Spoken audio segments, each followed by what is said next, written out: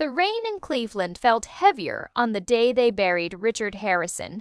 It didn't just fall. It battered the black umbrellas of the 300 attendees gathered at Oakwood Cemetery, a fittingly dramatic send-off for a man who had dominated the Ohio Valley's logistics industry for over 3 decades. Leo Harrison stood at the edge of the grave, his arm wrapped around the frail, trembling shoulders of his mother, Beatrice.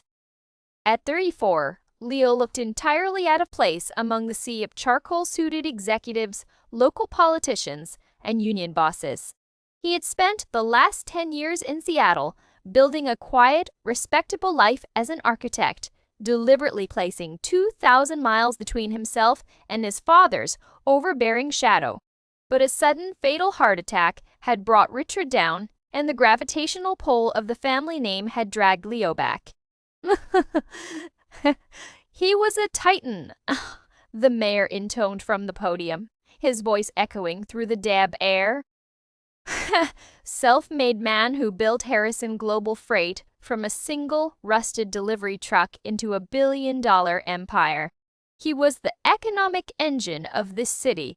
A man of unshakable integrity, Leo lowered his head, feeling the familiar mix of awe and inadequacy. His father had always been larger than life, a ruthless but fair businessman who demanded perfection. Leo had never wanted the throne, but as the only child, the succession was not a request. It was a dying decree. 3 days later, Leo sat behind his father's sprawling mahogany desk on the top floor of the Harrison building. The office smelled faintly of rich tobacco, expensive leather, and stale air. He was staring blindly at a stack of quarterly reports when a soft knock broke the silence. Clara Bates, his father's executive assistant for 25 years, stepped into the room. She was a woman of sharp angles and guarded expressions, holding a worn manila envelope tight to her chest. Mr. Harrison, she said, her voice tight. Your father left explicit instructions regarding this. Call me Leo, Clara, please, he sighed, rubbing his temples. What is it? She stepped forward and placed the envelope precisely in the center of the leather blotter. He said this was only to be given to whoever took his chair. If the board appointed an outsider, I was to burn it. Leo frowned, the architect in him instinctively wary of structural anomalies. He broke the wax seal on the envelope and tipped it upside down. A single, heavy brass key clattered onto the desk, attached to a tag that read, Oakhaven Fidelity Bank, Box 4212. Did he say what it was for? Leo asked. Clara shook her head, her eyes darting to the floor. No, but he spent a lot of time looking at whatever is in there during his final weeks. He was very anxious, Leo, more than I've ever seen him. That afternoon, Leo found himself standing in the sterile, fluorescent-lit vault of Oakhaven Fidelity, a private bank favored by the city's elite. The bank manager left him alone with the long metal box. When Leo opened it, he expected to find stock certificates, perhaps an alternate will, or jewelry. Instead, he found a battered, leather-bound ledger dating back to 1991, a stack of faded Polaroid photographs, and a modern USB drive. Leo opened the ledger. The pages were filled with his father's meticulous, aggressive handwriting. But these weren't shipping manifests or legitimate financial records. They were columns of cash disbursements. Every month for 32 years, exactly $15,000 had been wired to a holding company called Blackbird Ventures, routing through an offshore account before terminating at a small credit union in Detroit, Michigan. The beneficiary was listed simply as S. Montgomery. Leo frowned. He knew every executive, every major contractor, and every rival his father had ever dealt with. He had never heard of a Montgomery. He plugged the USB drive into his laptop. It was protected by a simple password prompt. On a hunch, Leo typed in his own mother's maiden name. Incorrect. He typed his own birth date. Incorrect. Finally, looking down at the ledger, he typed Blackbird.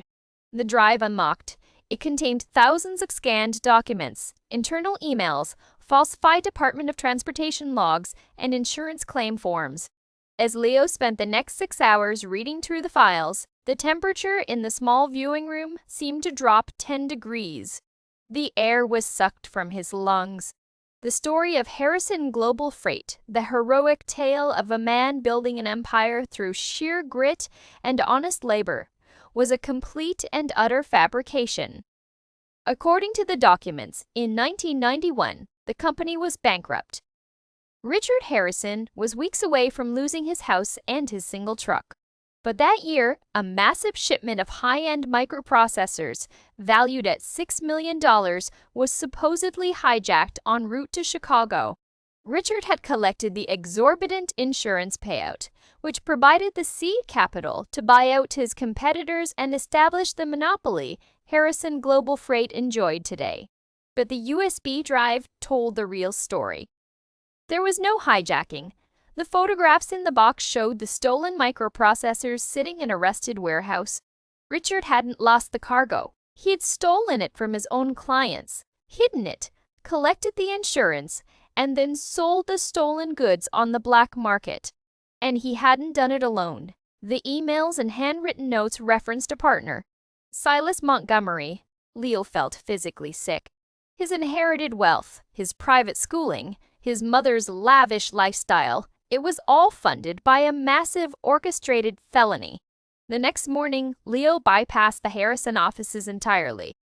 He rented a car and drove 4 hours north to Detroit, tracking the routing numbers from the ledger. The trail led him to a bleak, run-down nursing home on the outskirts of the city, a stark contrast to the luxurious private hospitals his father had frequented. At the front desk, Leo asked for Silas Montgomery. He was led down a hallway smelling of ammonia and boiled cabbage to a small, dim room. Sitting in a wheelchair by the window was a man who looked older than his 65 years. His face was deeply lined, and a nasal oxygen tube looped over his ears.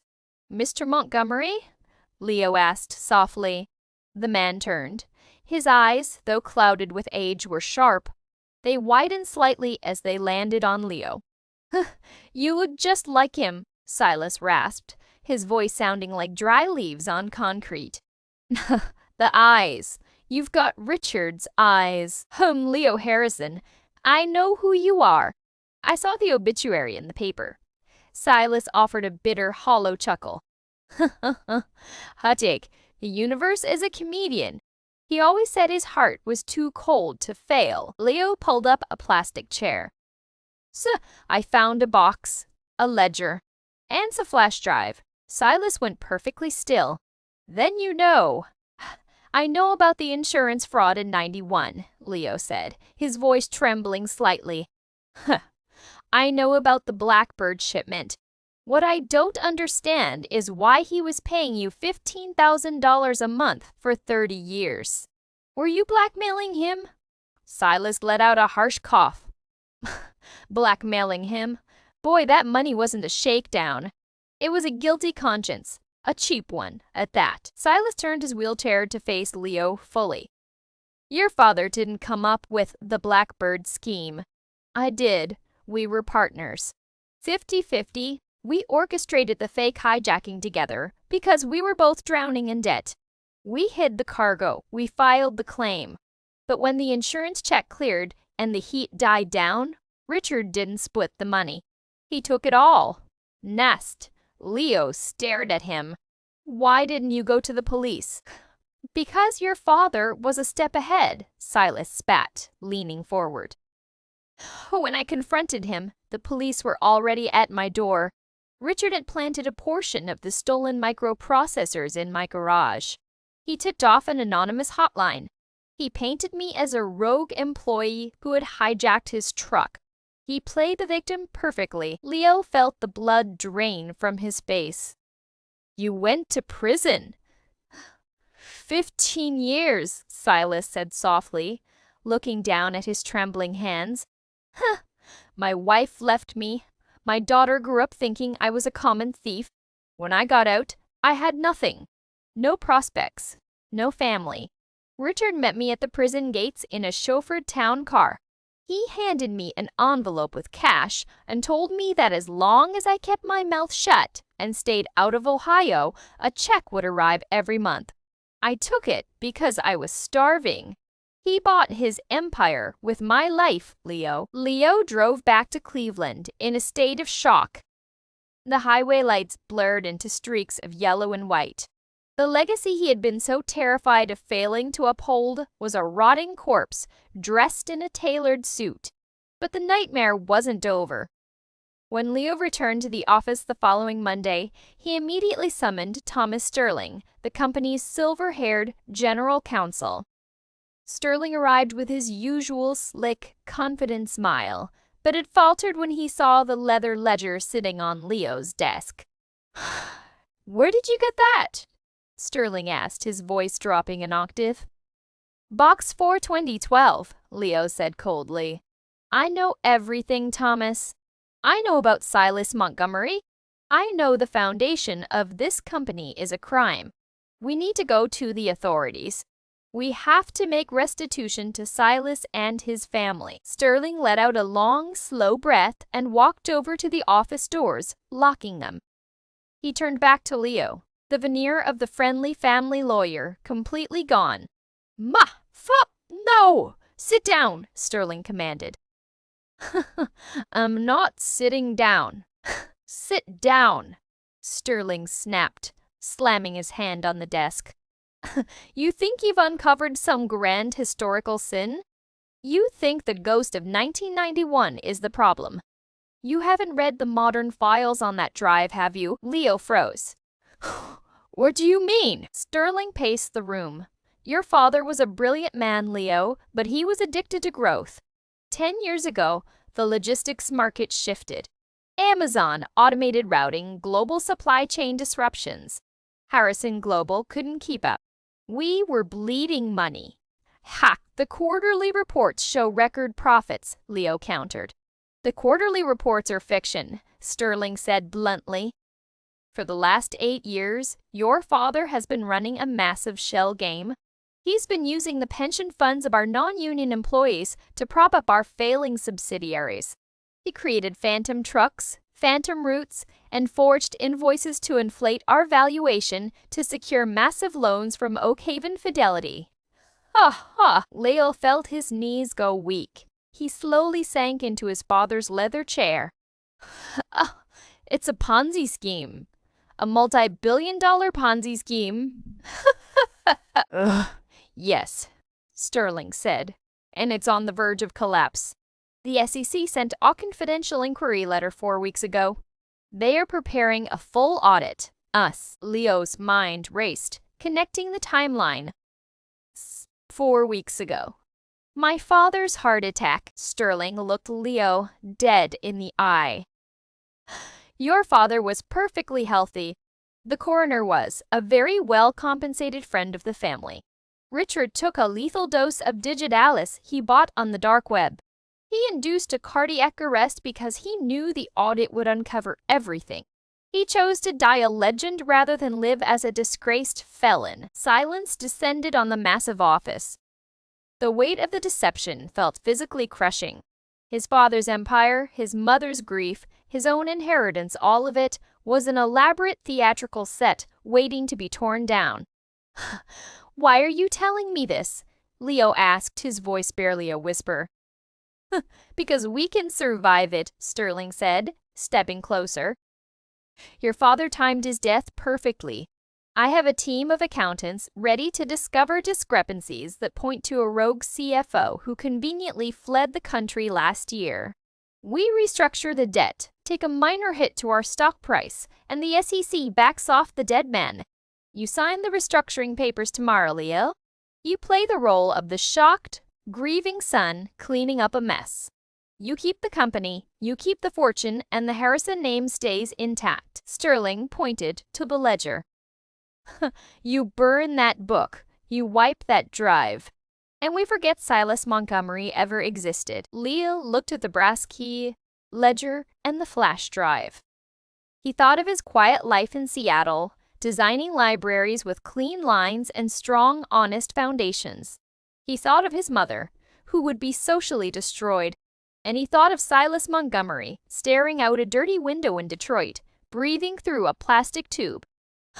If I sign those papers, Leo said, I become him. I become my father. If you don't, Sterling warned, you will spend the next 10 years in federal court. This company will be liquidated. Your family will be destitute, and the press will rip your father's corpse to shreds. You will be ruined. No, Leo said, standing up. He grabbed the ledger and the flash drive. I won't be ruined. I'll just be broke. There's a difference. Sterling's face turned scarlet. Zio, you cannot do this. I will not let you destroy this company. Huh. It's already destroyed, Thomas. I'm just calling the demolition crew. Leo walked past the furious lawyer, unlocked the heady office doors, and stepped out into the bullpen. He walked past Clara Bates, who looked at him with wide, terrified eyes, sensing the shift in the atmosphere. He didn't stop until he reached the lobby. He pulled out his cell phone and dialed a number he had seen on a business card in the flash drive's files. Department of Justice, White Collar Crime Division, a voice answered. Leo looked up at the massive bronze portrait of his father hanging over the reception desk. The man looked heroic, visionary, and entirely hollow. My name is Leo Harrison, Hess said, his voice steady for the first time since the funeral. I am the CEO of Harrison Global Freight. I need to report a massive, ongoing financial fraud, and I have the receipts. I